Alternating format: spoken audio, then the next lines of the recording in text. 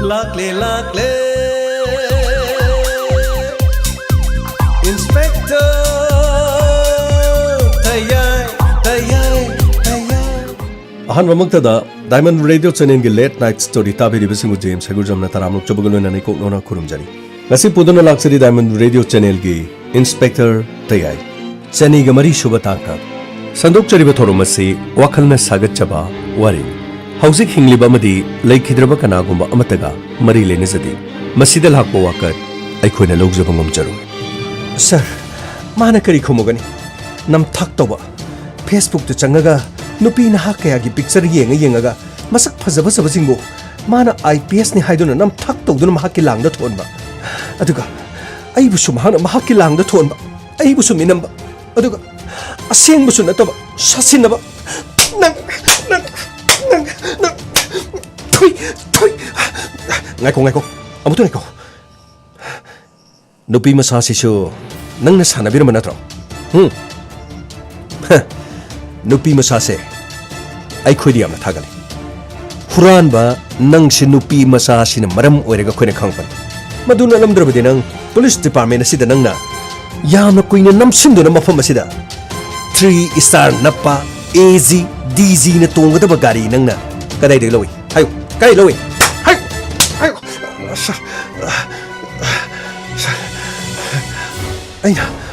Aina nafsan manis. Oh, nang yamna special oibugi wani. Nang yamna special oibugi wani ne. Chalo, gari da kakaro. Aduga, gamai, sir. Mana fiber mo isiso, fazana, section pro. Nong may maru sat pa masupay ba, sasin na ba. Aduga, nam tak taruga miyam da kapay sakumba. Nupi inaha kaya abo nang na IPS ni haidun na nang na nanggilang da tuwan ba. Madugi jarak pangloy daw yung maram lagi. Chalo, gari dina pukhalo, gari thawalo. Aduga, mapam madu yorga, manam takpa makipurga mahang na toki ba tabak singa daw. Loy na haidun nga daw. Kakalo, gari da kakalo. Kakachaki. Meda, nangi thongna, ay niya thagali. Gari mo to ninghana ba tawrugan. Hausik ti mahang masana, Karigidamukta tabag asi tawribano haibadu aikono wahang pahonga khangan adubu ngalingay matamda nang namahaki lamsat khangai se ama faraban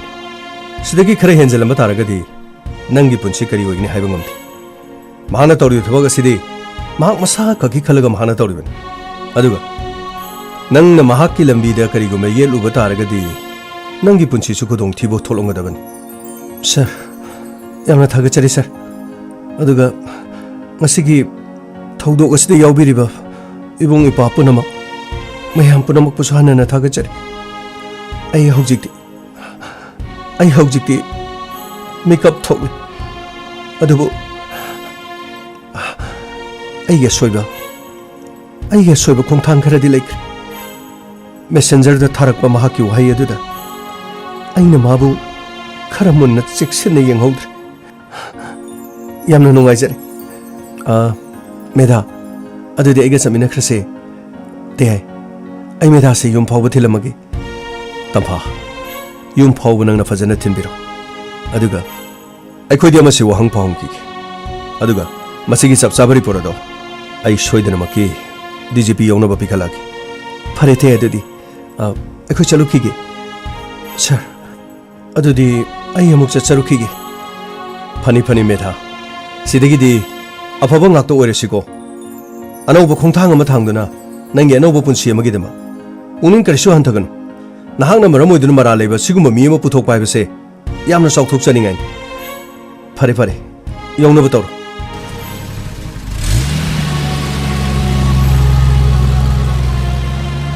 as nungaitida kunti masa singsi makoi hojik kata gyan tareni adubu fai Makoi ko na hanura ka anda gyan tarak po already as gyan man taro daw nila Mahabharat ki wari yamuning sinlayan tauris kaya doon ikaw may sir kariso tao di sir sir asli nakli may amarak sila sir ako yung police station na sir maming saraga police sang apukot pa karito po yaw do ba sala sir ay di tasaba matang amandre da sir ngaw may angak pa siguro mataw do watok si ako yung lamda masikak tanati 2002 दगिना हौजिक फाउ 2021 से सी फाउबगी मनुंगदा India के तोंगा तोंगा मफम क्या दसु IAS officer IPS officer असाब क्या मखुगी case क्या लेखरबनी मिया मरकत थबक तोरंबा अदुगा RK प्रीतम गुमना मिया मरकत Phong न लेब क्या यौरम लिबनी ख्वाइदगी ngaklibadi asigumba miyoi asaba amakhangna tonga tonga police की डिपार्टमेंट के आदा महाकना संगलकप मतमदा मकुक थोंबा पुलिस ऑफिशियल कयाना करिगुम अमत खंगबम ngamkhidribani angakpani masisu mase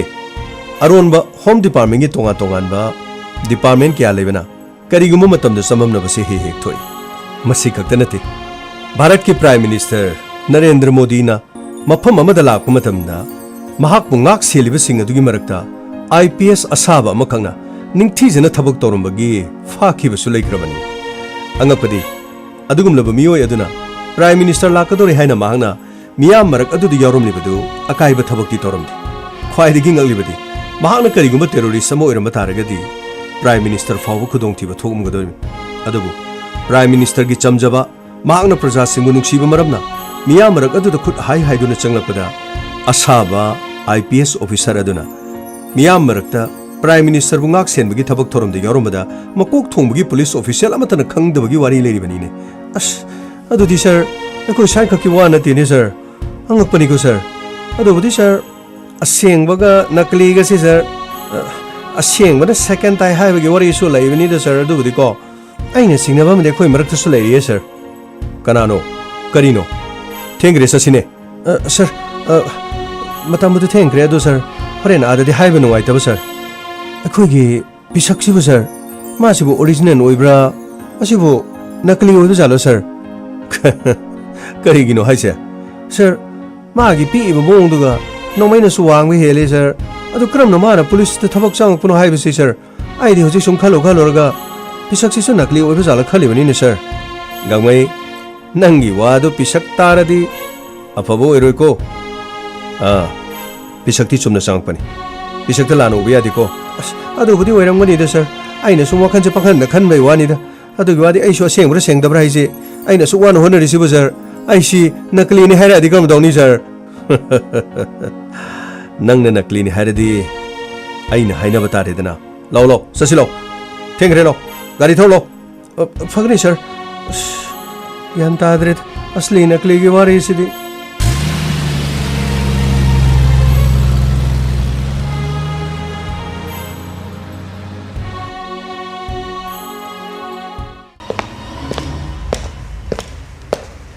थोंगो लाओ लाओ चंगो सर मसिगी नुपासे फुबदा सही सिजनदबा यारोइद्रा सर कैदोरगे गमै सर सहीने फुबगी महूत सर युतु मचिन तुमबदुना सक सक सक थिनबा यारोइद्रा सर कैनु गमै नंग हाइदुबो सर मागी मोंगसे ममित मनासी युंगबसिदा सहीने फुबदु पामुबगी वानिदे सर युतु मसामना सक सक थिनबा यारदि गमै अदुमने इंटरोगेशन तौबा यादे सॉरी सर चेयर चिंगलो हाँ नहीं sir mister RK Pritam former IPS IIT Delhi अदुगा CBI ओइना थबक तोरंबा अदुगा क्राइम ब्रांच ता अमदि CBC SP इंटेलिजेंस ता थबक तौबा सासिनबा लूथर नंगी ना थकता कोई करी तौगे होजे आई सोइख्रे आई मतुंग दा होना तौजरो आई थोइदोप क्राइम दि तौखिबा लैथि अदु याब्राने नंगना तौरि थबुतु याब्रो चावख्रब पुलिस डिपार्टमेंट सिदा नंगना मतौ क्रमना अदु चावख्रब फम अमबु नंगना करी करम सिजनदना करम नता तौदना हेडक्वार्टर द चंगगा गाड़ी तोंगदना अदुगा तोलोपो क्या फंगे नंगो तोलोपो क्या fungi sir sir I तोलो फंगजदे sir कदाइदे तोलो फंगनी सासिनरगा चंगसु नंगी तोलोपतुदि मकोक थोंबा लेरिबा पुलिस ऑफिसर सिंगदना तोलो पिगदब नते नंगी अकाउंट चंगदब नत्रो नते सिगी प्लान जिबु कनाना होदोकेबा करिगिदमक्तो तौरिनो आयुरे सईदो यामनो वाले हौबद ngaरिबन करिगिदमक्ता नंगना IPS साजनबगी वखन से कदाइदे फरकनो सर आई IPS होइबसे यामनो पामजबा ओ IPS होइबे यामनो पामदी सारगा चंगदोंनि हेबा लेब्रो नते IPS सिबो सारगा हेक्ता लीला फलादोंनो पंचंग चंगबा याबा मानब्राबा हा पुलिस की फिजोल म सेलगा नोंमै म यपगा नंगना हेक्ता चंगाब्रो हा नंगना पारिबो नोंमै सिदि से असेंग नोंमै निने असेंग नोंमै सिदि ग्राइदे ले हाय हे सर असेंग मजे सर अहमदे यार पिस्तोल म पाइरमने अदुगा मदुने थबक यारक्तबदगी कोना पैसा खरगा खोंगलगा असेंग नोंमै से इने लेबनि सरकार की इशू तौबा अशोक चक्र फूरीब नोंमै सिबो नंगना मतौ करमना पारिबा सर मदु असेंग ओरिजिनल नमदगी कॉपी तोरगा मधु सेमहनबनी ओ मसी सेमनो मिसु लेबा मधु पुनमक्तो कनाना सेमनो करीना सेमनो मधु पुनमक्तो को हाइगेदबन हेक सिथब तारबा नंगी नथक्ता नरालदो हेना पानसिनगदोरबन हौजे नंगी नथक्ता नराल क्या रे खंगा arm and ammunition act fraud अदुगा IPS ऑफिसर अमा सादुना मियामना नमथाक तौबा अमदि सेल खोंगतपगिदमा तोंगान बे एके मसी कक्ता सुनति नंगना नमथाक तौदुना समजरबी चनुरा अमा सुनंगी लांगद थुअलगा नंगना नखुत चलबा मतुंगदा करीमता हाइदबा अदुगा थैदोक थैजन तौदुना नंग ऑफिसर अमनि हाइदुना नंगना लौखिबा खुदोंग साबा सिंगदो मदुगी सुसार्स वाले हायो असिगुमना सनुरा क्यानो नंगना मांगलिसे ममिंग मथा हायो मसिंग क्यानो हायो सर अतई दि लेजदि सर आई इचम समना खंगना बंगाक्तन कनागी मफमदसु आइनि हेंजलुबा लेथि करे सर हाय नचिन ठीक दुने नंगबु फाबद ख्वाइदगी चाउना दाइति लौखिबसि मेधा खंग्रो मेधा खंगदे नंगी नमाइदे खुपांगना थारगा चटखिबि मेधा नंग खंगदे सर आई माबुदि खंग अदुगा मागी पुछिबु नंगना सानरगा करिगी नंगना मिराइरे चलिबा हा करिगी मिराइरे चलिनोबा सर आइना कैसु मिराइबा लेथि माना लुहोंगना से हरकपदुदा आइना मतम खजिक्तंग गाइकि साइबनि आइना लुहोंगलुरबदि सर आइना तौरिबा थबकसिंग असि मथंग खंगकनि हाइदुना मागी पुन्सिदगी आई खजिक्तंग लापथोकजबनि ओ हुरान नंगी लमसद अदु मागा लेमिनरग्लबदि नंग लोइने खंखरानि सिन अदुना नंगना माबु सिजनबा याबा सिजनरगा लमखांगदो हुंदोक लमगे हाइदुना नंगी नसाना अनिंगबा पामदु थुंगलब मतुंग हुंदोकपै वानिने करिगो मनुपीदुना येलकप तारगदि करि तौबा हा करि तौबा हाइले आई करिसु तौजरो आई अदुम ngamnabadum आई लेथोक्तुना चटकेना अदुम खाली ngamnaba लेथोगा चटके खलिगा हाथ के हरगदोरबन अदुदगी नत्रो तादना लंबी दे तारमे मसक खंगदबना हलमे लैसाबी म सिरमे नत्रो नसागे निंग मपा बथुंगदि हालसु यारे अरुन अथु खुरान बगी थबक तोबनिना नुपी मसा मा हालगा नंगना इराइ लानो हुंदोकलमदि नंगोंददि करिसु अरुबोर नोंमैरे न खुत लेरे अनिंग मपा मसि नंगना दुम तोरकदोरिबनि अदुगा स्कूल कॉलेज द नंगना फंक्शन यावरिबा सिंगसि मतौ करम यावरिबा ऐ सेंग हाइरे सर आई स्कूल कॉलेज सिंग अदुगी प्रिंसिपल नत्रगा मखोगी सेक्रेटरी नत्रगा स्कूल की मैनेजर मखोगी कांटेक्ट नंबर अदु आइना कोइथिथि अदुगा आइना मखोइदा कॉल तोरगा आई IPS RK प्रीतम अदुगा नखोगी स्कूल अदुदा अफबा छात्र कया पुथोकननबगिदम आइबु फंक्शन दे इनवाइट तो अंगांग सिंग अदुदा मोटिवेशनल स्पीच पिगे अदुगा आइबु फंक्शन अदुदि यावबगिदम आइगी पैसादि पियु हाइदुना इना मखोइदा हाइकी ओ IPS अमने स्कूल दा लाके हारबनिना पैसा पियु हारबसु स्कूल सिंग अदुना मोटिवेशनल स्पीच पिगे दोरिबनि हाइदना नंगबु कौरिबनिनि नाइको नंगबु IPS यामनो पामे है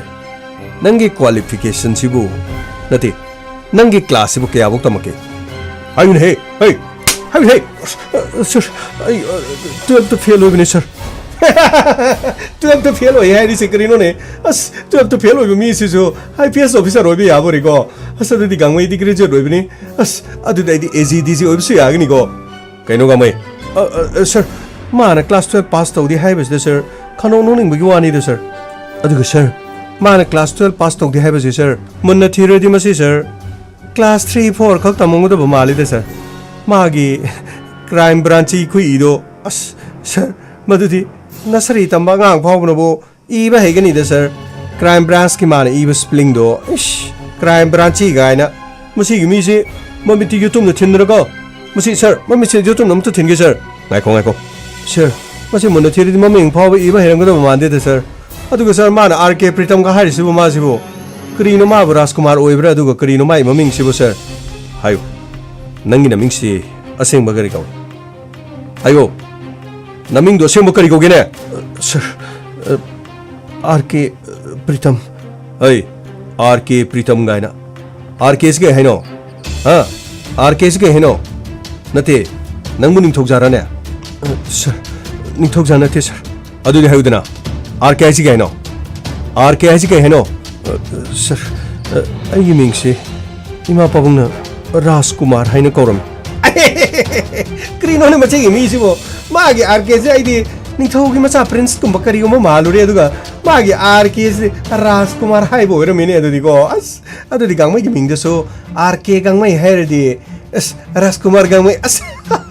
magi ming si ai sir ibo bisa ko bo mi man ko magi maming de Kumar yamna tapning budagi ibo shak Kumar ko budo ningsing le sir nai khoni gangmai mata sorry sir magi maming si di nai kho gangmai RK haibadi Rajkumar du samjelaga RK ko bai wane ba Pritam jina karage karai de loruba sir magi Pritam jidi sir Pitambar te ki oram do mali sir amuk to ngai khoni gangmai no bo sorry sir hayo karai digi no nang Pritam lorusina sir IPS officer makoi gi maming se amana loina maming si phajaba hai tare sir aduga aina Pritam hapchaladi mapalong gi suman ba ai khoi rong gi suman ba aduga RK harigadi mina sukhra bebhar tong na baina aina sabada sukhra mana bana nangdi budhi lok sing yamna haina season bagi wani che ai wahige hauju phabudanu lupa lakh kya khomle lupa crore kya khomka kre chap chabai khoide leri basigi report mana bring kari gumne nangna haira su nangna haire ibido madugi saruk ahum thokba ai khoina hapsan ga doriben haibudi nangna crore ani khongale hairesu ai khoina ani ahum taru aduna singmu thai kaya khongale hayo sir masing de chap chabadi khangde lak rom da hairgadi lak kun mari manga adumai surom do male kun ga mari manga di ahum lupa lak marfu mukti khomen natro sir atai muk iram ga khangdris masing thibung ngamthi white color job ta mi khangdana yamna lemna paisa sumingo degi khongatpa fazabo hotel da suleiba officer gi marak to suleiba tonga ba function ke ada attend to bungamba aduga nangna tawriba thabak sidi mi kana amata to bungamba na tin hayo masigi thabak si tongna nambagi dama nongoda kana insile aduga nangna kari khalubudigi masi thabak si torpun hayo ne sir 2002 da sir news channel namada ini yengmada sumaina IPS sabagi case ma khak leki aduga sir matamadu dadi akhoi gi swaida di madu othokpa yaro haina khalam aduba sir akhoi gi rakta ki sulari khairaba IPS kya aduga UPSC gi civil service ta mai paklaba mi singna masing henjalakpa aduga mapalom dagi kya su mapam sta posting lakpasina aina mapalom dagi posting lakpani haibagi ashaba appointment che ma pairaga mapam masida ai join tawrukibani madu aina join tawbu matam dasu wafam masi aronbo ina thamgadabani aduga sir aina formal gi yamna normal oiba dressing selaga Delhi da ai matam khara ai masigi damakta ai lonely ningthina ngangna nabagi damak ai course masa amkhak toki aduga sir ai mafam adudagi active service ta tawiba mi sing मखोइगी थबक तौबगी मो मखोइगी वंगांग संगांग अदुगा मखोइगी lifestyle मसे पुनमक्से आई Munna नैनकी अदुगा sir आइसु समतेना कक्लगा अनानबा फिजोन सेतुना तोंगा तोंगानबा function सिंगदा आई सटकी अदु police officer सिंग अदुगी मनाक्ता करिगुंबा function लोरेगा नत्रगा हौद्रिङेदा मखोइबु पुनिंग सिंगसिनबा वाहै क्या अदुगा IPS officer म ओइरबदी करी करी दरकार ओइबगी हाइबना चिंगबा मखोइदा चंगसिनदुना लनाय ओइना वारी सानबा लोरबा मतुंगदा आइगी फोन लौथोक्तुना मखोइगा फोटो कापे याबगी खुदोंचाब अमा लौबदगी फोटो कामिनरकी तोंगान तोंगानबा फिल्म कया अदुगा इंटरनेट की साइट चंगगा IPS अमगी पुंची मरे अमथि मखोइना तौबा याबा थबक खरगी मतंगदसु आइना यामना कुइना नैनकी मफम अदुदै था तरुक तरेट लेरबा मतुंगदा आई तोंगा तोंगानबा ट्रेनिंग सेंटर दा आई IPS ऑफिसर अमा आइसु ओइगदोरिबन अदुगा आइसु एग्जामिनेशन की दमक यामना कन्न होनरी अदुबु लम्मसिदा आइगी माइ पाना याद्रे अदुगा इमा इपाना इबु याननबगी दमक ट्रेनिंग तौरिबसिंग असिगा पुन्ना फोटो खर कापचरगा आई पुजखिगे हाइदुना मफम अदुदा ऑफिसर सिंगदा इन हाइजखि मदुगी मतुंगदगी अयाबा पिरकपुसु यावै अयाबा पिरक्तबसु यावै मफम खरदा तोंगा तोंगानबा ट्रेनिंग तौरिङै मनुंगदा मखोइगा फोटो कापमिनबगी तंजा खरा आइना फंगि मदुगी फोटो सिंग अदुना आइगी फेसबुक प्रोफाइल दा आइना हापखि मसिगी मतुंगदगी आई सनालेपाक मणिपुर थोलखि अदुगा सेंटर दगी अपॉइंटमेंट ऑर्डर अमा थोकपगी मओंगदा सासिन्नबा चे अमा स्कैनिंग तौरगा यामना वाना मतम संगना सेमखि मदुगी मतुंगदा अपॉइंटमेंट ऑर्डर अदु पाइदुना आई फैक्स की खुथांगदा पुलिस की हेडक्वार्टर दा चे अदु आइना थाजिनखि अमदी आई मथंगी नुमित्त चटखि असुमना आइगी थबक अदु मथंग चथरखिबनी अदुबु आइना थबक अदु फेक अपॉइंटमेंट अमा पाइदुना चंगलकपनिना आइगी तलोब दिलेरमथि तलोब लैत्रबदी आइगी मतौ करमना थबक तौगरी मसिगी मतुंगदगी मतौ करमना पैसा खोंगटपा याबगी हाइदुना आइन काइने युम सारिबा कंस्ट्रक्शन कया तौरिबा मफमसिंगदा चंगचंगदुना आइना साजबा आई कार्ड अदु उतुना आई कंस्ट्रक्शन साइट सिंगदा आइना साबा यारो सरकार की ऑर्डर ने हाइदुना आइना चे असाबा कया उतुना आइगी आई कार्ड असाबदु सिजनदुना थबक पुनमक पांगथोरखि अमदी पैसासु खर खर फंगबा होरखि आइना सिजनरिबा नंगयदो अहानबदा एयर पिस्तौल अमनि अदुबु मदुगी पिस्तौल नदुना औबसिंगना मिट थुप लोइदोबा मरमना सासिन्नबदु पाइरबदी आइबु सोइदना खंगलकपा तारे हाइदुना चप मानबा नंगमै मखलदो आइना कोइथि थिदुना लैखि अमदी मदु मानननबगिदमक आइना मी नेक्लगा सेमनबा फोबो यावखि वंडरफुल नंगी वारिसिदी फिल्म अमा ओइना इरबदिने अफावबो फिल्म अमबो ओइनि मसिदगिदि नंगना पैसा पाइबा होरकलबा नंगना निंगबदु थुंगबा होरकलबनिना नंगी पुंसीदा नुपी अमा दरकार ले मदुदगी मेसेंजर द नंगना मसक फजबा नुपी अदुगा लाइरिक्सु हेबा नुपी नंगना थीबा होरे नत्रा मदुदगी IPS नि हाइबदुदा नसक न तौमदि चुंग फिरान साबसिगा मिट थकत खिदना नुपी नहासिंगना सुनंगबु कोइतान तानरे मखा तारकपददि नंग यानिंगबा पाबा थुंगलबा मतुंगदा नुपी मसादु मिराइ रे नत्रो नुपी मसादु मिराइ रुबदिगी ngasi खुगी खुता तारिबा नुपी मसादु हौजिसु नंगना मिराइ रमदबा तारगदि अखोइना नंगबु फाबा ngambagi तंजा अदि लेति हौजिकति नंगी करिसु चेनफम लेत्रे नंगना खोंगटखिबा पैसा मफम पुनमा से चिगी सेस देउ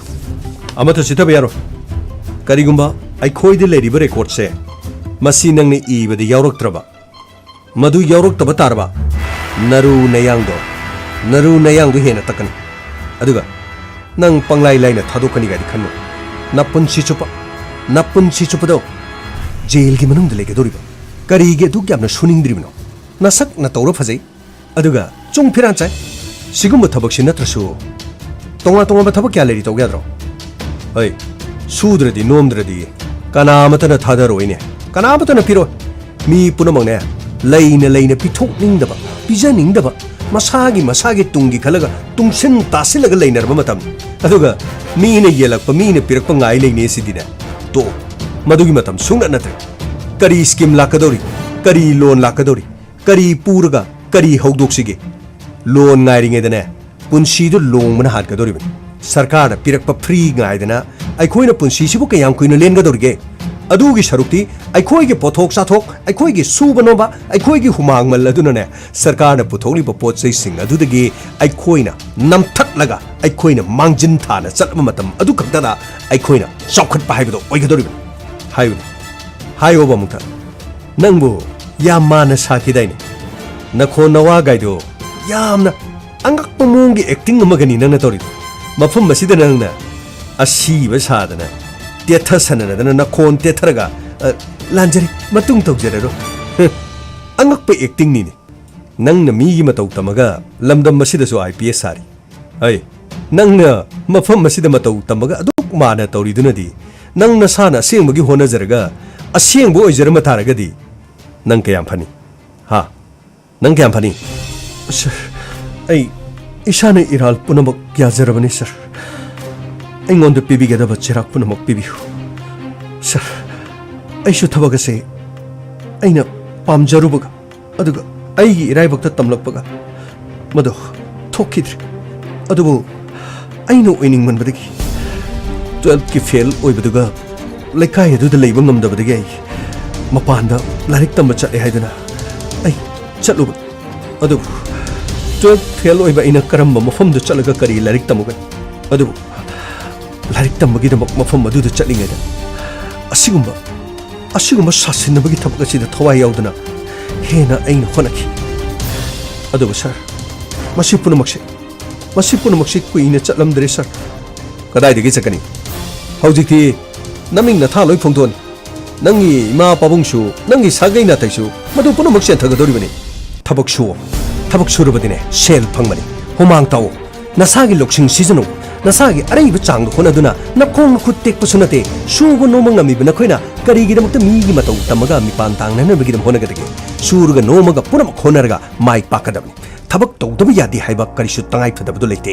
aikhoigi lamdam asida sarkar gi tabak puna tabak oina khali chakholaba USA dio lomi amagi mahaki bank gi account ka sarkar gi tabak tawba mi amagi bank account ani do lomi adugi bank account na chonba yamba heli aikhoigi lamdam asida lomi gi account leite aduga sarkar gi tabak tawba mi na chawkhali masingna lakh ani phawba phana leite lomi amadi lairabna khulingba lamdam amori shuba nomagi chang wali adugu lamdom asida leriba nahasing amata shudre haibadi yadi ngasidi maikai kayada masana masagi thabak pijaduna lamdom asida masagi oiba sathok pothokna manipur bu masak takpudana tana lamdom asigi GDP hengan anabigi damak achauba maram ama oikhalag madu khaktanate nasana haijaba tonga marketing gi business gi makhan kaya lei asigumba sida nakoina thawai yoksil alabadi matam dugi lenga aduna nakhoi afa basing adubu khangalaga tonga be scheme thadaraklaga mado mai pak na nabagi damak soidena silakpasu yai aine karigi damak nongonda karigi damak aine advice piri nangna loning amdabi yai adubu wapam singa se khangdrabadi hojiki matamda mai pak taba mi ama oibadi soidrabani khwaidagi ngangibadi motivational speech pibada nangbu nei haibo wafamdu mi budi lamjing lamtak na nanabagi dama aduga afaba lambi da lakna na banang honaraga nangna sadi phattabu komda putharaga leirami mikap tho mit pango lan ngamna nanabagi dama asamba lambi chatpadi kari shukaidi adubu phattaba asamba lambi de chatlaga napunsi nungaigani haibadudi ngasi nangna chatliba asamba lambi adugi panthung aduni nangi namang da taribase sir ai punamak yan tajari aina lan khiba punamak ado ai ithakta matik chaba dandi pibiraga ai cherak sing adu phangjarage sir aduga sir ai asiguma lambi sida mukhana I chatlaroi sir nangna haribasibu thabak oina pangthorokadoribra adubu jail adugi manungda leiba matungda normal life to lakna nanabagi damak nangna kanno honaba tai mado nangna thabak oina utpa tai maduda nangna mai paklabadi nang asengba mi ama haibadu oigadorib aikoi nangi nathakte investigation wale nangna mi hat khiba leibra aduga hat khiborgadi kanaro thiba tangai phadaba lei haujing nangi nathakta nangi sasanaba fraud ki case aduga nangna namthak tawdana nupi masa amagi punsibu manghanba Arms and Ammunition Act अदुगी मखादा मरु चटपा मी सिबे अब नोंमै पाइरंबा Mitcham प्रजा मियामदगी नंगना तोंगा तोंगाना खोंगटखिबा पैसा अदुगीदमा मदुगी एक खरनदी मतम खरदी जेलदा सोइदना नंग लैरनी अदुगा चिथा होबा अखोइना हंगबदो वालहोबा लेरसु न थमोइ सेंगना हायो sir अई मरमदा थिजनबियु सर अइना हंदक पांगतोक चकिबा खरसि नतना मसिदगी हेना लैजथ्रे अखोइगी इन्वेस्टिगेशन गा चानारमलबदि मदुदा चानारमदबा तारबदि सर मदुदा पिबिनिंग चेरा अई पुनमक लौजगनी सर गामई सर चसिलाव सर इफु फुगिदबा मालिदे sir ngrangi khufudo amuta tawningi de sir ya tawbudo sir yare yare yare tawron law son tholo na chaga sir yotum se amuk tang thinge tawbni sir as kari non yotum pore sidida na te sir magi mong du da kari no kunti macha ga samana hundok lomba du da ma so sena su khara khangsuno tawbni adu sir sidi nung munung sire de sir magi maming du di kari no RK haraga man Rajkumar oiramba du di as kari no ne RK असेंगो ओरमद्रे मागी ममिंग the राजकुमार कौबो ओय लेरमे अस खंगदेदा माने करी करी no माने सारिबो मयाम सिबो IPS the सुसाबा RK the सुसाबो ओयबा स्क्रीनो सार मागी सिदि साबा गे साबा ngaतनी दा अस माने ngang सिंग सि करी नो खंगदेदा हेंग अमुक मरक त साबा क्या सो मग यौरम ब्रसु खंगदेदा स्को कंगा होइदे सर मागी मोंग से असलियो नकलियो लो लो असलो फनी सर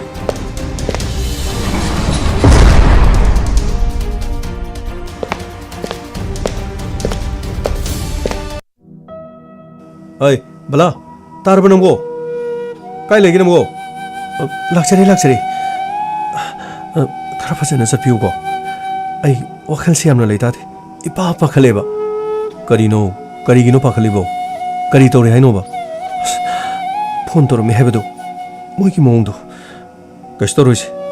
थबम तोरदिने हजु मतम ये तोगे सिंगाक्तनिस मोइना हाइबसु अखोनि इंडिया पोन्ते अदुगने मोइना हाइबो ngakto sokoni sum inya ponte kana ro khongna sabra sengbra su gyan man ta de moi thamo adur go sukhra section biyo gari su macha go ere asobudu su semba su loi loisande yaradi asobudu dane mi amani ga chaladi phadon bala kari su doroi me moina haibodo I piroina haidine aisho dum khara pige dum hairi moina haibodo yaman bai wani adu yana yana bangang na ga yani aishu piroroi na sikang kang lebi wadi na tedana adu rasu moina ningbudo thungdre na khuthara di kamai tongni mangja to sikana no ba adu raga thabuk semata sudagai yumsida nang adum senaraga leiro hairo adu gi wana tiba salam da sida adu maina ma hairo kono kitang section bi oba aishu khangi nang ne gi dam to wari do aishu khangi aishu salise aso engam yaw da ba haidana lining thok khrom thoin asi phawdi mingon da lalak tri da aina landa banina ai ka storoi moina haibadu dum yana yana ba kharang angna raga loret moi tamo moi gi wongang sangang dudi madudi haina debo ai di sadane tu khyok khyok chung ba phaw bala adum sum son thadu na lerabadi punchi se karam tawn masini punchi haisi su no maga madudagi phangla pa paisa khara dunai koina isa gi lan thong khara paisa na ba isa sem na ba masini kun honaris ekhone tori bese kon sibu ai khaktana ithanda su yabrane mi kya no yung mi samri chongani thabu piris adubu moi tamo makoina sekon thingjan gani aduga mafam adu da thabuk son be yaro gan haidudi makoina haibagi wani mi aigi thabak ase makoina thingki bedi yaidana adubu mi chamri changa thabak suri ba makoigi sakhu mai mut kadori bodo makoi su khalli poni da pesa loba yana baina khara ki han ba khara dhap to bai wani da ado aisu aina pibang ngam badu di aina hairi dana ka hina haibadu di aisu pibang ngam di sendong leite yana yana bani ngang naris adubu moi tamo makoi do ka hina wangang na bada nungai ga da ba mandi makoi ki wangang sang do kaino mi tok tawe ba yare se bala tabuk chalam dai sida nang namu ai gi pongning soina suthan ga dor tabuk chat padane soingab dana ba ꯑꯩꯁꯨ ꯏꯁꯥꯁꯤ ꯋꯥꯈꯜꯁꯦ ꯇꯌꯥꯡ ꯇꯌꯥꯡ ꯆꯠꯈꯤꯒꯦ ꯑꯗꯨꯒꯅꯦ ꯑꯩ ꯑꯃꯨꯛ ꯆꯠꯈ꯭ꯔꯒ ꯉꯥꯏꯍꯥꯛ ꯂꯩꯇ ꯉꯥꯏꯍꯥꯛꯇ phone ꯇꯧꯕꯗꯤ ꯌꯥꯔꯣꯏ ꯑꯩ ꯋꯥꯍꯩꯒꯦ ꯃꯔꯝ ꯆꯥꯗꯅꯅꯦ ꯑꯩꯅ ꯌꯧꯗ꯭ꯔꯤꯉꯩꯗ ꯐꯣꯟ ꯇꯧꯁꯜꯂꯕꯗꯤ ꯐꯣꯟ ꯑꯣꯛꯅꯕ ꯍꯣꯠꯅꯕꯗꯅꯦ ꯑꯩ ꯈꯨꯗꯣꯡ ꯊꯤꯒꯅꯤꯀꯣ ꯃꯤꯅ ꯑꯩꯉꯣꯟꯗ ꯀꯥꯞꯄꯛꯇ꯭ꯔꯤꯉꯩꯗ ꯅꯪꯅ ꯐꯣꯟ ꯇꯧꯁꯜꯂꯛꯄꯗ ꯑꯦꯛꯁꯤꯗꯦꯟ ꯊꯣꯛ ꯑꯩ ꯕꯦꯔꯥ ꯀꯥꯅꯤꯀꯣ ꯃꯣꯏ ꯇꯥꯃꯣ ꯑꯗꯨꯃꯥꯏꯅ ꯍꯥꯏꯕꯤꯒꯅꯨꯕ ꯆꯠꯂꯝꯗꯥꯏꯗꯕꯨ ꯑꯗꯨꯒꯨꯝꯕ ꯋꯥ ꯍꯥꯏꯔꯒ ꯆꯠꯅꯕ꯭ꯔꯣ ꯁꯦ ꯍꯧꯖꯤꯛ ꯊꯣꯛꯈ꯭ꯔꯤꯕꯁꯤꯒꯨꯝꯅ ꯍꯣꯔꯦꯟꯁꯨ ꯃꯇꯝ ꯆꯥꯅ ꯁꯣꯏꯗ ꯉꯥꯝꯗꯅ ꯀꯔꯤꯒꯨꯝꯕ ꯁꯣꯏꯕ ꯑꯃꯠꯇ ꯌꯥꯎꯗꯅ ꯌꯨꯝꯗ ꯍꯟꯕꯤꯔꯛꯑꯣ ꯑꯗꯨꯒꯅꯤ ꯌꯥꯔꯗꯤ ꯃꯣꯏ ꯀꯣꯜ ꯇꯧꯔꯁꯨ ꯃꯣꯏ ꯇꯥꯃꯣꯒꯤ ꯍꯧꯅꯕꯤ ꯐꯤꯡꯒꯠꯄꯗꯨ ꯇꯧꯔꯨꯅꯨꯀꯣ ꯌꯥꯅ ꯌꯥꯅꯕ ꯑꯗꯨꯝ ꯈꯔ ꯉꯥꯡꯅꯔꯒ ꯑꯗꯨꯝ ꯂꯣꯏꯁꯤꯟꯅꯕ ꯇꯧꯁꯦꯕ ꯌꯥꯔꯦꯁꯦ ꯕꯂꯥ ꯑꯩ ꯀꯔꯤꯁꯨ ꯇꯧꯔꯣꯏ ꯑꯩ ꯂꯣꯏꯅ ꯈꯪꯉꯤ ꯑꯗꯨ ꯃꯣꯏ ꯇꯥꯃꯣ ꯄꯨꯂꯤꯁꯇ ꯄꯥꯎ ꯄꯤꯔꯒ ꯃꯈꯣꯏꯕꯨ ꯐꯥꯍꯟꯈꯤꯕꯗꯤ ꯀꯔꯤ ꯀꯥꯏ ꯑꯗꯨꯅꯤꯅꯦ ꯕꯂꯥ ꯍꯜꯂꯨꯔꯤꯁꯦ ꯑꯩꯅ ꯄꯨꯂꯤꯁꯇ ꯇꯥꯎꯅꯤ ꯃꯈꯣꯏ ꯐꯥꯔꯨꯅꯤ ꯑꯗꯨꯒꯤ ꯃꯇꯨꯡꯗ ꯑꯩ ꯊꯕꯛ ꯁꯨ ꯉꯝꯒꯗ꯭ꯔꯣ ꯑꯗꯒꯤꯗꯤ ꯑꯈꯥꯛ ꯑꯔꯥꯎ ꯅꯣꯡꯃꯩ ꯀꯥꯞꯁꯜꯂꯛꯄ ꯂꯝꯕꯤꯗ ꯑꯦꯇꯦꯛ ꯇꯧꯔꯛꯄ ꯑꯁ ꯇꯣꯛꯁꯤꯁꯦ ꯃꯊꯥ ꯌꯥꯝ ꯁꯥꯔꯛꯀꯗꯧꯔꯦ ꯑꯩ ꯆꯠꯂꯨꯈꯤꯒꯦ ꯐꯔꯦ ꯃꯣꯏ ꯇꯥꯃꯣ ꯈꯔ ꯌꯦꯡꯉꯒ ꯆꯠꯄꯤꯌꯨꯀꯣ ꯌꯥꯅꯤ ꯌꯥꯅꯤ ꯌꯥꯅꯤ ꯑꯩ ꯍꯣꯔꯦꯟ ꯌꯧꯔ ꯍꯥꯏꯔꯛꯀꯦꯀꯣ ꯑꯩ ꯆꯠꯂꯨꯈꯤꯒꯦ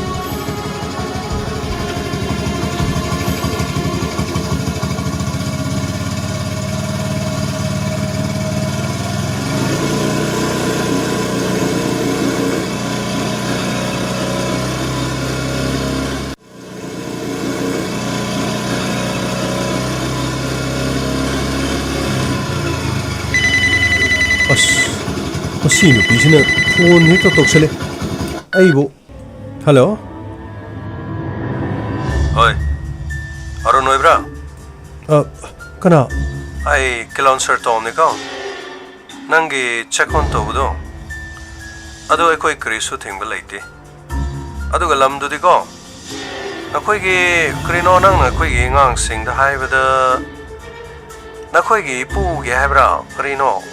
마기 람니 하이브도 아도 에코이 에그리 다우데 아도 야데고 에코이기 라이브 생기 람다디고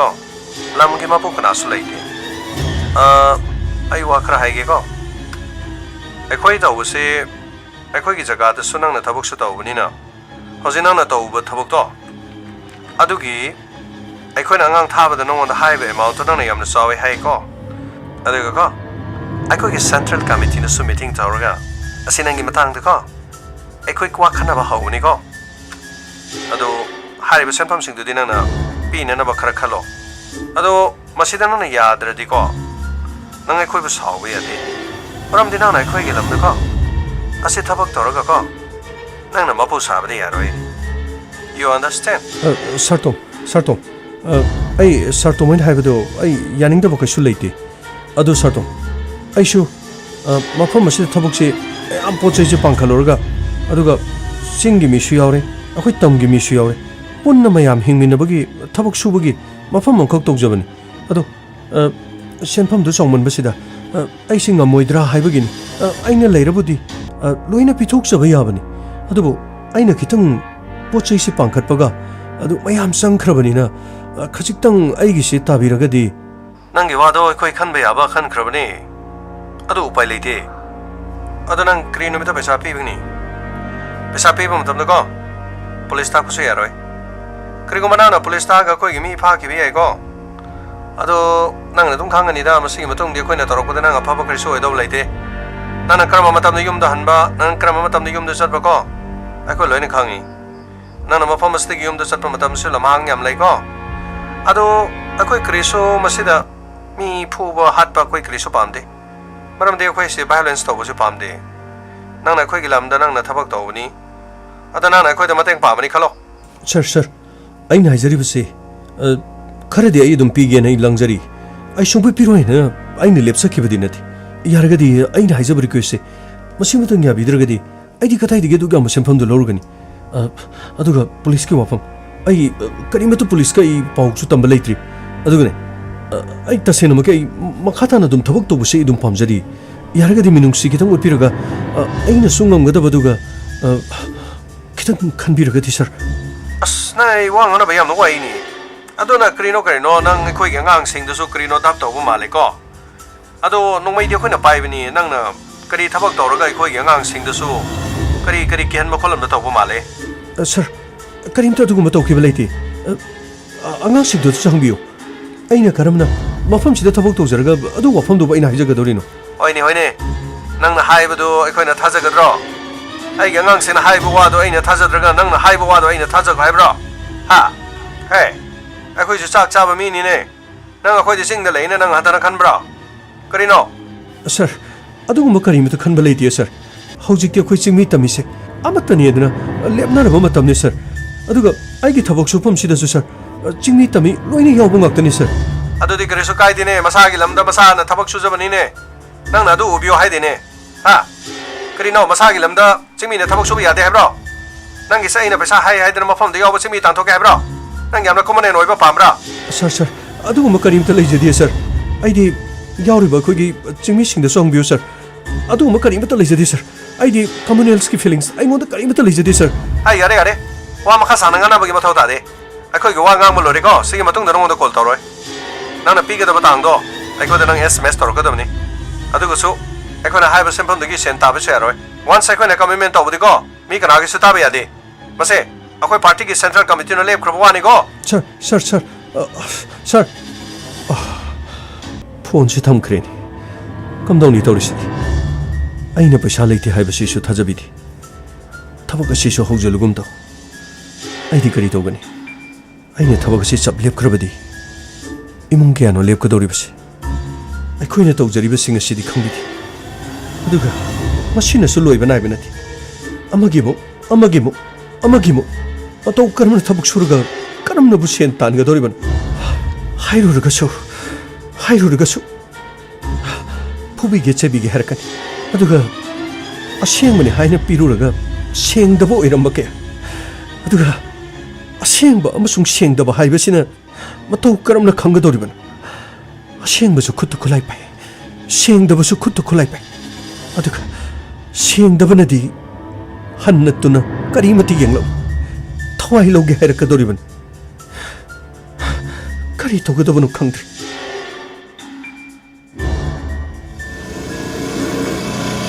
असुमना थबक चलुरगा अरुण महाक युमदा हलखिरा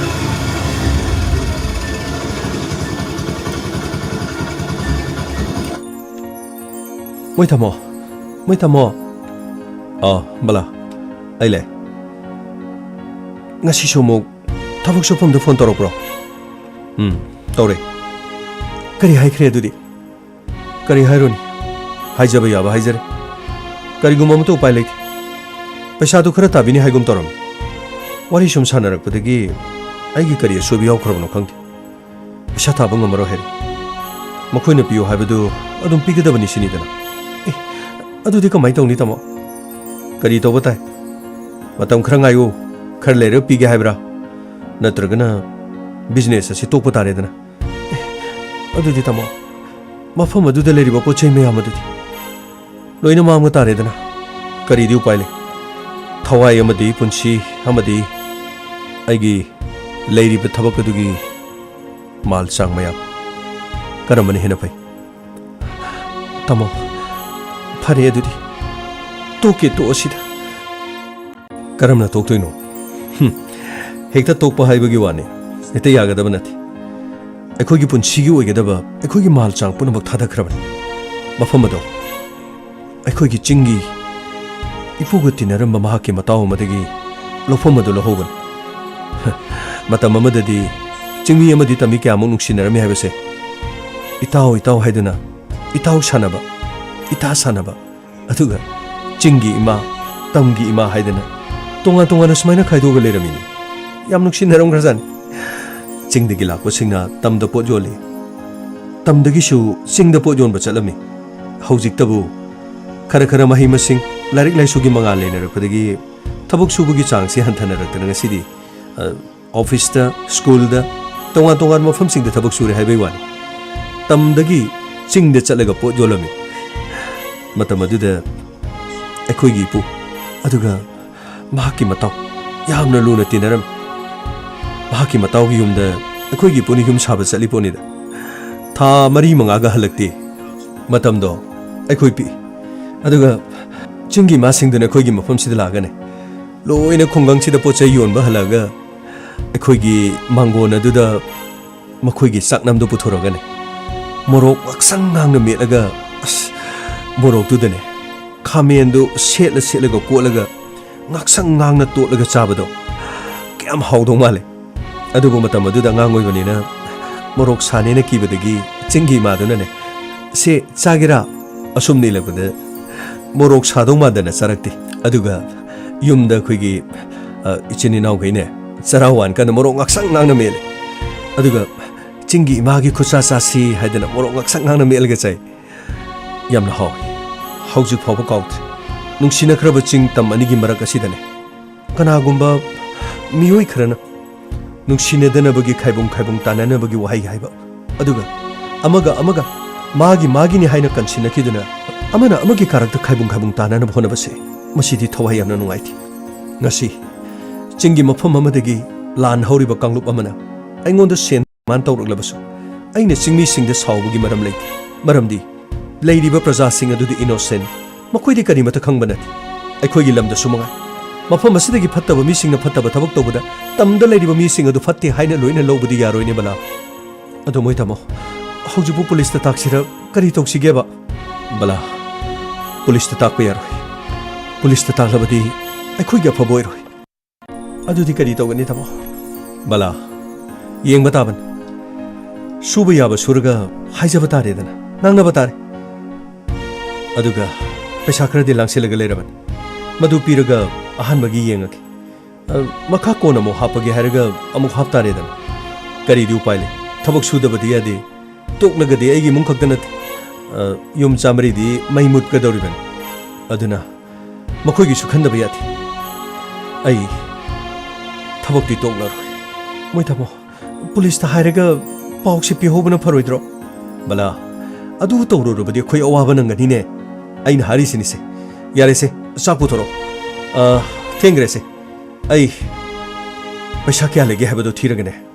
आई मधु अहानबगी ओइना पीबा याब्रे येंगे मधुगी मतुंगदा करी लाके दो खनरसिको होय तमो अदुबु करी थोलगबा खोइगी फमदा तौरिसिबु करी यारे से थेंग्रे चाकू थोरो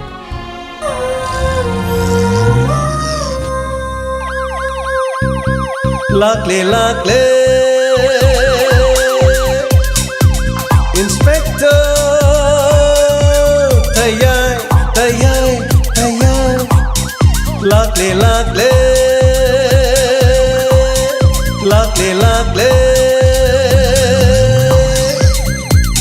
Inspector Tayay Uthanaba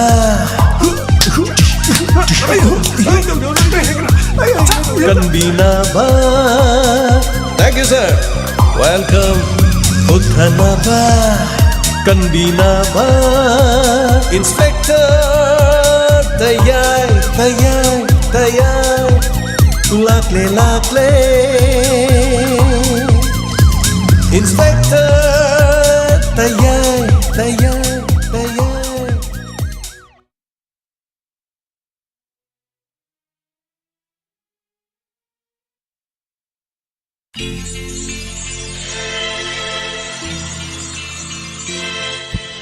Thagachari hananangasigi Inspector Tayay Chaniga somna mari suba tangkak tabiribasing athing mafawada loinana ngasigi thoromasi tabiraga dongi thamoida kari fawibage feedback amadi comment pathokchabagi tanja sologjagi loinana ngasigi birthday taribasingi yaifa mangol khrasu myam biminasi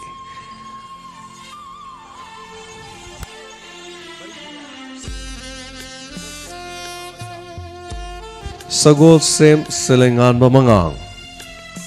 yaifa mangol pizari khoirom Perina Datarop Ramkumar amadi Kunjesori Churachandpur dagi loinana Chinglemba Kaisham son of Norendro amadi Sobita Vishnupur Siaikoles Manak loinana Hobism Pratima Devi wife of Sanabam Keranjit Singh Yaripok Gyambem Makhalekai Sagul Sem Selenga Mamangang Somerjit Amadi Tombigi Machanupi Kewa company सगोल मांग है तापीरे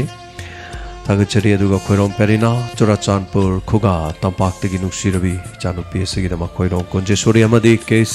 रामकुमार की मचानुपी याइफामंगोल पिजरी पोनुमाकी मफमदा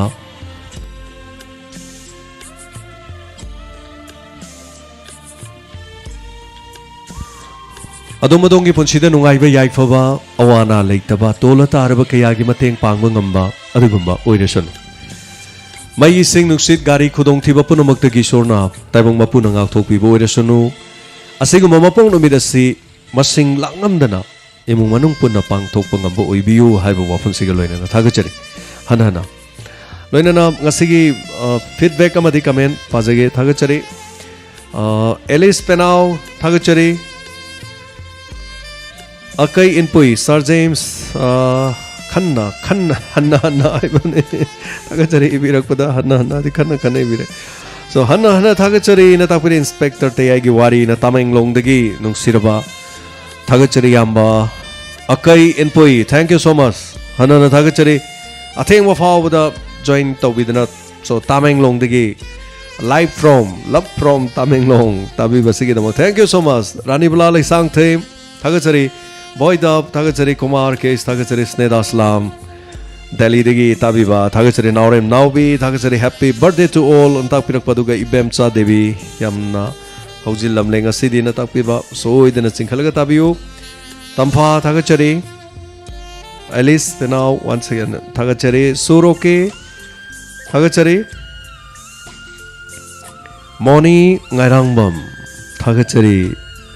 sir James fake IPS RK Pritam 12 fail ओरबसु कोक्ति यामनो वांगे न तापिरे anyway हुरान भाई जे दम होनबो होनबदा हुरान भाई कोक्से दम फैदना लास्ट दि दम बेरा कापने अदुना हाइतारे सो मागी फजबो वाखलोन मयामदो फजना सीजन नो हाइदना इंस्पेक्टर ते आइने पीरिबा करी हाइतारे पौक्ता खाइगेद्रा अदो करिगो मखरदी पीरे सो थागचरे कुमुट निंगोमबम थागचरे अदुगा MM सुरस थागचरी माइबुफिना कुप्तुना कयाम कुइना कुप्तुना थमंगमगनी नता पिरकवा सो थागचरी बिग्यारानी सगोल सेम सर ताब दुगे मते पोनिंग लॉक्सिंग ओइजे हैना ता पिरकवा सगिदमा थागचरी याम नुगाइजे सगिदमा अदुगा गिचंद्र कोम्बी मयाम बु वखन मयाम मयाबु मयाबु वखन खनबियो को न करी हबिनो खंगजद्रे के चंद्र इबिरक यौबिरक ताबिरिब सिगिदमा थागचरी काय खमन जबुचरी केस मिर्जा थागचरी एम दु सिरिया जाबे थमो जेम्स IPS असाब अदु फुब खर वाट माले गांगमैगी खुफुदो फुगदबने न तापिरे सिरिया जाबे फुबगी मतम हाइतारे फुबदु नतब हाइतारे को अदु थागचरी दोंगे वकलो पंफुदो फुबदु सुदुम फुबदे दम कुपांगना दम थारी दुनि फोरी दु वहंग हंग बाइसिनी याम फुगदमने लेते याम सेंगदे मरोन सेंगदे याम फुबई मथौ तादे अदो एनाम जेक्शन थागचरी सर इस लाइफ तजरी हाइना खंगन जबनी सर वहनिगा लेतेना थागचरी तापिरे एनाम Jackson thank you so much खंगन बिरकवा हाइतारे अदुगा इबेम चालै मतेन थादगे सर ते याम नोंगाई गांगमैगी कुंती मचा मचा यतुमना थिनगे नोकपदा सिरे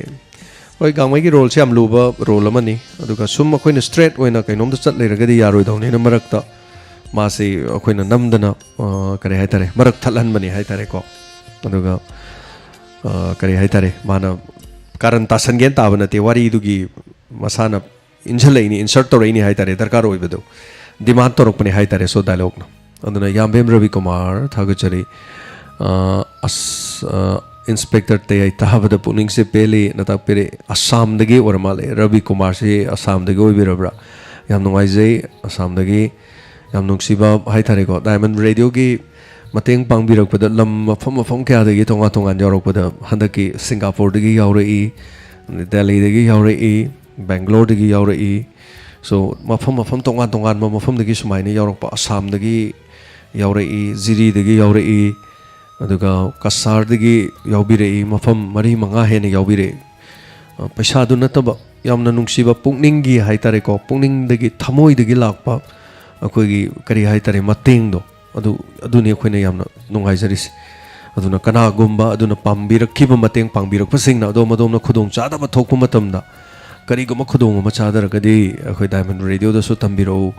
ꯍꯥꯏꯅ ꯑꯩꯈꯣꯏꯅ ꯂꯥꯎꯖꯔꯤꯕꯗꯣ ꯑꯗꯨꯅ ꯊꯥꯒꯠꯆꯔꯤ ꯍꯟꯅ ꯍꯟꯅ ꯌꯥꯝ ꯅꯨꯡꯉꯥꯏꯖꯩ ꯈꯝꯅꯥꯝ ꯁꯥꯟꯇꯤꯕꯂꯥ ꯉꯁꯤ ꯋꯥꯔꯤꯁꯦ ꯄꯔꯤꯡꯁꯦ ꯇꯥꯕꯗ ꯅꯨꯡꯉꯥꯏꯇꯦ ꯑꯀꯤꯕꯁꯨ ꯐꯥꯎꯔꯛꯑꯦꯅ ꯇꯥꯛꯄꯤꯔꯛꯑꯦ ꯑꯣꯀꯦ ꯅꯨꯡꯉꯥꯏꯇꯦ ꯑꯀꯤꯕꯁꯨ ꯐꯥꯎꯏ ꯍꯥꯏ ꯁꯣ ꯑꯃ ꯑꯣꯏꯔꯦ ꯕꯥꯎꯕꯤ ꯃꯪꯁꯥ ꯇꯥꯕꯝ ꯆꯥꯡ ꯀꯔꯤ ꯍꯥꯏꯕꯤꯅꯣ ꯆꯥꯡ ꯑꯃꯗꯤ ꯈꯪꯗ꯭ꯔꯦ ꯊꯥꯒꯠꯆꯔꯤ ꯋꯥꯔꯤꯁꯦ ꯑꯩꯉꯣꯟꯗ ꯅꯠꯇꯕ꯭ꯔꯥ ꯈꯪꯗ꯭ꯔꯦ ꯁꯥꯏꯟ ꯃꯖꯨꯕꯔ ꯊꯥꯒꯠꯆꯔꯤ ꯍꯥꯟꯅ ꯊꯥꯒꯠꯆꯔꯤ ꯁ꯭ꯄꯦꯂꯤꯡ ꯏꯔꯛꯄꯗ ꯑꯩ ꯈꯪꯗꯕ ꯌꯥꯝ ꯌꯥꯎꯏ ꯑꯗꯨꯒ ꯀꯃꯦꯟ ꯄꯥꯕ ꯍꯧꯈ꯭ꯔꯒꯗꯤ ꯁꯣ ꯃꯌꯥꯝꯒꯤ ꯑꯃꯒ ꯋꯥꯔꯤ ꯁꯥꯟꯅꯕꯗꯣ ꯑꯗꯨ ꯈꯔ ꯂꯦꯞꯄꯤꯔꯗꯤ ꯍꯦꯟꯅ ꯐꯅꯤ ꯃꯔꯝꯗꯤ ꯄꯥꯔꯣ ꯑꯗꯣꯝꯒꯤ ꯋꯥꯔꯤꯗꯨ ꯄꯥꯔꯨꯕꯗꯣ ꯁꯣꯝꯗ ꯌꯥꯝ ꯆꯥꯟꯅꯗ꯭ꯔꯕ ꯍꯥꯏꯇꯥꯔꯦ ꯑꯩꯈꯣꯏꯅ ꯀꯃꯦꯟ ꯄꯥꯕ ꯍꯧꯈ꯭ꯔꯒꯗꯤ ꯑꯗꯣꯝꯒꯤ ꯋꯥꯔꯤ ꯁꯥꯟꯅꯕꯒꯤ ꯀꯃꯦꯟꯗꯨ ꯉꯥꯏꯍꯥꯛꯇꯪ ꯂꯦꯞꯄꯤꯔꯣ ꯗꯦꯟ ꯑꯩꯈꯣꯏ ꯄꯥꯕ ꯂꯣꯏꯔꯒ ꯉꯥꯏꯍꯥꯛꯇꯪ ꯊꯥꯔ ꯊꯝꯖꯒꯦ ꯑꯗꯨ ꯃꯈꯥ ꯑꯗꯨꯝ ꯆꯠꯊꯕꯤꯌꯣ ꯅꯠꯇ꯭ꯔꯗꯤ ꯑꯗꯣꯝ ꯋꯥꯔꯤꯗꯨ ꯍꯦꯛꯇ ꯄꯥꯁꯜꯂꯨꯕ ꯌꯥꯝ ꯅꯨꯡꯉꯥꯏꯇꯕ ꯌꯥꯎꯋꯦ ꯑꯗꯣ ꯀꯃꯦꯟ ꯄꯥꯕ ꯍꯧꯈ꯭ꯔꯒꯗꯤ ꯈꯤꯇꯪ ꯋꯥꯔꯤꯗꯨ leppiyu haidana request am tawjage natradi adongi wari du somda pathorakpada taba nungaitabsu dum yaure so thakachari laisram jiten thakachari ming khatang parorga pado gadana padaba paroi doduna isalambasu dum yawe haitare so abaton makomayam thakachari Sir James Yoti Yona Kai Saringaida Kodimak Natakpire so wari ni hoi abaton makomayam punsigi wari tangkakse dum thoidana koi maraktasu haisine koi samai sum leminaramaga awaba tani taroji khangam ponte dona punsigi khongtangdi phajana phaba torosu phaba torogasu haitare mina hena soine nabagi thabak torokpasu aina chumna sapasu dum yauri poni mina lanjalakpasu haitare but adu thagachare Ranjita ngangom saranga sidi loiramdai sida live taba fangjare am nungai jena tapire thagachare sargi lakle tapra ichanupa sakpada loire na tapire thagachari angang singamna sakpi seisi sakpa adongi chana su sei haina takpirakwa thagachari icha aduda koigi nungaiba phongdokchari na tambiyo so thagachari hanana saik aslam thagachari Sir James tangmal ani happy birthday na takpire so thank you so much saik aslam thank you so much aduga Sanjana Nunglepam mi amana khitang chau khaladi yangsinba amadi adum lei haibadune chumani Sanjana Nunglepam punsigi tangka kayada masi adum thoi kitang mina nungairadi mina yangsinba adum thokdaba nate no Sonia Luang thagachari Sir Gangmaini akoibu nokhalli na haina takpire so mayam kitang noknabagi tanja ama phangbibudu yam nungaijai sana jawba maibam Sir James ke kalpana se ngakpani Sir Mohana na thagachari nai yaudana mayam se bato biu haidana sana jawba maibam Sir sana jawba thank you so much hanana mayam punomak so nai amti yaubi ganu tabiriba khudimak tabidabasu mayam punomak yai phabang akto iminasi thaibe mayumnam thagachari comment pathok pibagi mathel se adugi matik nungai jaina takpire thaibe ma yes mayam gi feedback amadi response ne koina loksan jari se masigi nungai bang sangi waru mayam du sor hondok pham oi haitare ko isana noma khatang aina mayam dai suti loroi na Guwahati de chalubudo numitum dai comment pa bangam den ada hotel da phara haira dum tum me haitari sa se dum tharo olu tum me as ngasi je inspector te ai sanduk to ji sa ji kainom daw yena ko leifam chabang khangde do nonga laga sa adum pung 9:30 da si yauraga then numitu dai halak pa dum pajari duni so yam nungai jai haibi rakpa du na banner bear je furit sabam thagachari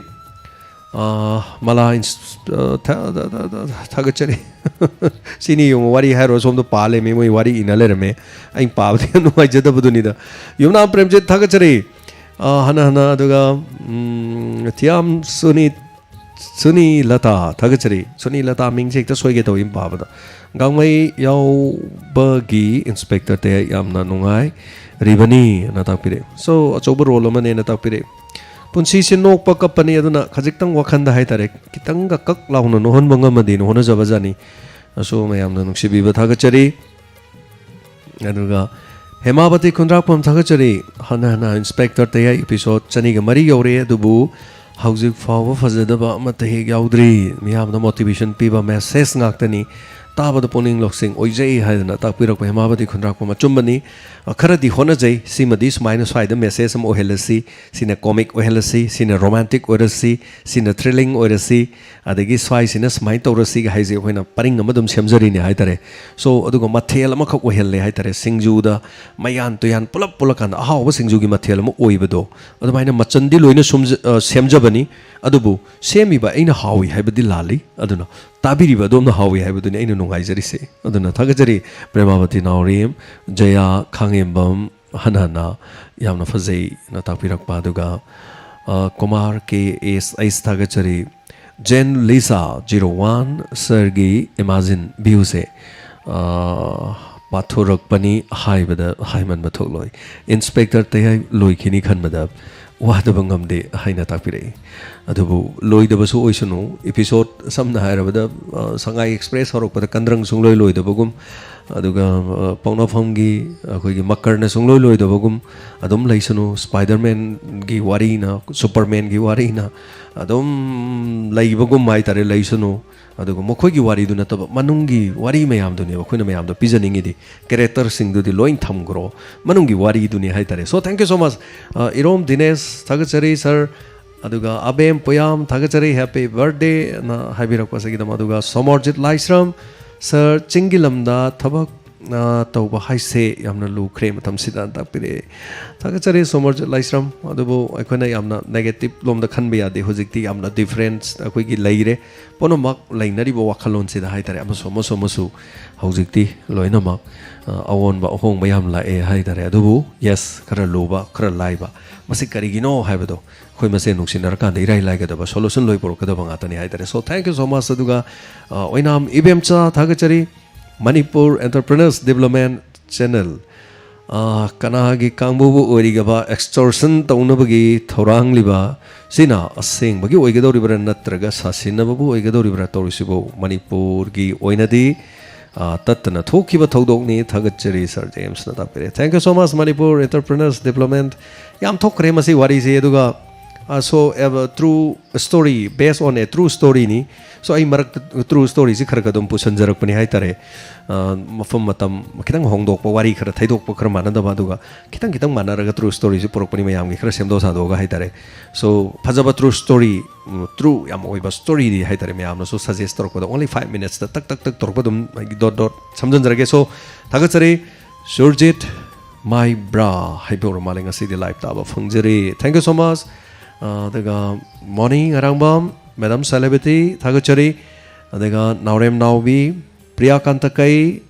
dazem samade diamond radio gi thawai oriba inspector thai takpire amamba ehingi thabal aruba khudingda aingba mangal pibiriba takpire so love you thai na takpire priya kantakai thank you so much for your best compliment asigi damak thank you Priya Kanta gi mathang damuk Priya Kanta konthojam ani thangnana lai so yamna nungai ngasi inspector te ai yam nungai na takpire top pa mathena mani singsin biri ngasi degi wari ma mu hobani so wari ma mu loisilak pani duga yengminasi mathang aduga Sonia Asem yamna nungai wari se inspector te ai ge na takpire so thagachare KS Mirza Sir James sak char brong ngasi yes ai chak chajare mapan makhai danung te ge dum mapan makhai swai sida dum tara mapan makai tara swai hoi chak sa matam ne hai tare matam matai da phang de khoi thorom sig yam chin ba duna mayam na WhatsApp ta natraga kari hangbirak pa hairak pa de birthday ge photo tharak pa je pung manga gi mamang akta so pung taruk te gi di phone si loina op ta leire kari gumam ta tawjadana hai tare atai gi matam sin mayam na kari hairak pa khoi thorom semba khot pa te atai gi legre so KS Mirza thank you so much hangbirak pa sig damak Chenglo henba khetri gang mai nei kre na ta pirak ba so ibo bisak na kumar hapchin badagi ibo sak kumar kawi haibado ibo bisak ko kumar ga je ani je chana de dana ko ibo bisak sina khoi lo ne ba kumar sina songi ni da ani do punjala kanda ibo bisak kumar je thok phajagi drabo ani yam kongning bodo mana kumar hapsan badadi prem do kumar hapsale di prem kumar haibi ai do joy de kumar hapachu joy kumar haidu si ai ba Chinglo henba kumar hairadi thok no nungai roine chinglo henba khetri ji dum yai chinglo henba kapur ga hairadi so thok no si pharak taba mingam ne ba ngasai gi ibo bisak ko budun kumar yam hamning bada ibo isak kumar ko je so ngasai ga mai na hai gi bani thank you so much anana thagachari Ronita Guru Aribam Sai Aslam thagachari haninga leitana thagachari Alice Penau aduga Ratan Kumar TIs thagachari Sir James Khagemba achauba misak ama ohense mathangi serial da na takpire thagachari numit nini humni da chawbamdi oya damni moi wari do height taro thamgre matam khar ler kana first phaujalakani adu kandu da yengmina si ko adu hanana thagachari ningsing birakwa sigi dam BM Waris thank you so much wari yamna fazai na takpirakwa duga ibomcha थागतचरी तयगी वारी नुंगाइन ताकपिरकपा कोमत निंगोमम करी वहाई हायरुरे चपखरे थागतचरी सिगिदमा सरुगाबिरिबा सिगिदमा थेंगबा फाउताबिबा तोंबा वांगजम लाइफ्राकम रोकी R K प्रीतमना नैरगा लैरमे UPSC try तौबदा fail ओइबदगी साबसु नतना ताकपिरे 12 फाउबा सादबा सेना ताकपिरे सो लाइफ्राकम रोकी मसे यामना Chumba थौदोक अमनी हाइतारे 2016 2012 2008 2002 हाइजे India दा Matang Matang Matang IPS आगिबा लई अमदी 12 हाइरुनो 10 बो पास तौदे अदुगा माना सारंबदुदी ओरा अरोइबनी आई मधु कनोदा सेमगा हाइतारे स्टोरी दा आई सेमके कनोदा शॉर्ट सेमजरके यूट्यूब किदा अदुदगी आई कोकता मसे वारी जे लाखिबनी वारी दु खजिक्तंग अदु मानै हाइतारे अदुना आई मसिगे हाइफेन मानबा आरके प्रीतमगा हाइफेन मानबा नुपादो आई मिनिट अमदा सेमजरकांदा यूट्यूब दा चंगजरके यूट्यूब के अनौबा प्रोग्राम अमा हौरे मयाम खंगबिरंबा याई आइना थागचबा यूट्यूब दा short अनमा यावरबनी only 1 minute khok oigani adu masi 1 minute chi noma noma gi amama matom thagacharakani aduga yam maruiba haitare ko hojiki di khoina tawjokiba miyam khanghanjaningba aduga kari haitare fagi oiro nongningbo oiro adagi fake oiro adagi sponsorship ki da phajaba oiro miyam da knowledge oiba adagi di kari haitare science ki oiba adagi sports ki oiba news and event aduga something and something akoina sli da tan tot pabo ithagacharakke tay gi wa sungna nate so mayam should do something YouTube ama channel ama dum hangbirakanda adom su 1 minute ki manung da sembio video ma tawbada di thok mok tawba mi ka gedaba adu community sokadaba aduga kari kari tawbadi yadre aduga kari haitare koi gi copyrights kumba lakadabadi tawbiro no aduga afaba miyam da piba yaba message piba yaba mina khangba yaba leiragadi so sembiro 1 minute fo manung da video aduga thagat piu shorts da so I aduga shorts how to kamai semgani haido so mayam khangbasu yobirongani khangdabasu yobirongani adugi so I video am semake aduga yumda famna karigumba adongi uliba potuna haitare masak khangak pataragadi so yumda famna paisa milega paisa phangani so thagachari hanna tension jarge I ngang le di sungai yaro idonoma badan thank you so much linthoi chanu kes mirza jayasri mayang labam thagachari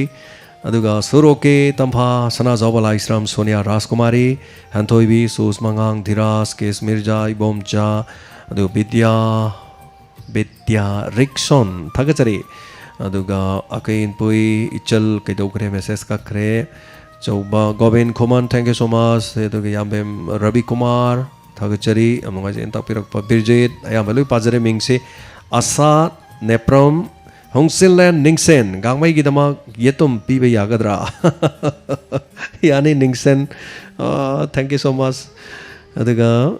yumnam premjit hanana thagachari jaya khangembam ratan kumar thagachari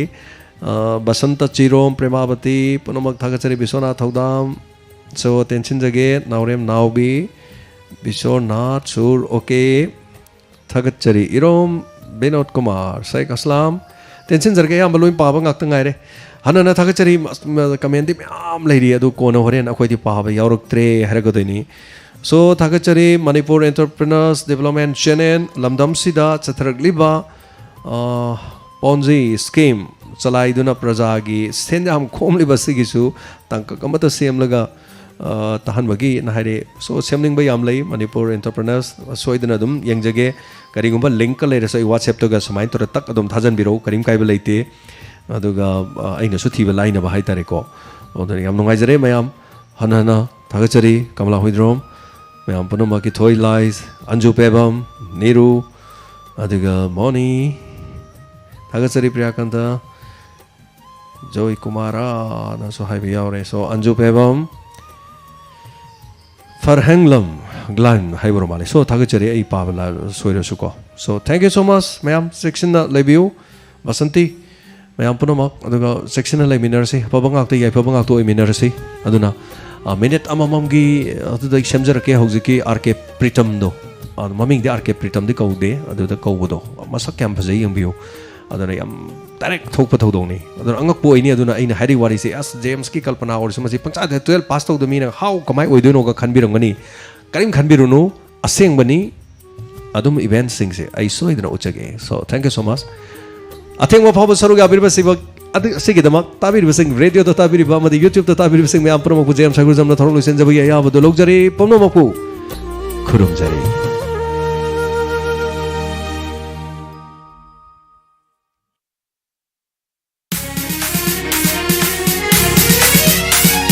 Laikhasuna satlaba laikolni